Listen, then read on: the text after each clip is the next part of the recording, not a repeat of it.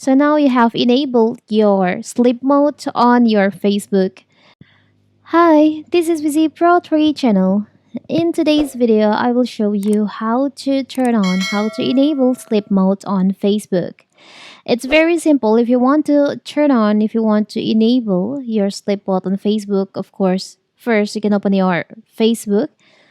From here, you can go to settings. You can select on three lines over here. Now you can just scroll down. You can choose on settings and privacy. Choose on settings. From settings, you can just scroll down until you find there is an option time management on the preferences section. You can choose on time management. And in here, you can see your average time per day, the average time you spent per day using Facebook in the past 7 days. So, and here you can see there is an option sleep mode. If you want to turn on, you can just tap on that. Now you can just enable it by tap on the toggle in here, and you can schedule your sleep mode. You can select the time, choose the start time, maybe at 9 p.m. and the end time is 6 a.m.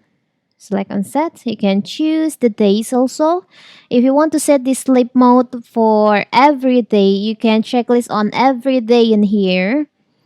You can. But if you only want to turn on the sleep mode on only on Sunday and Monday, you can just unchecklist.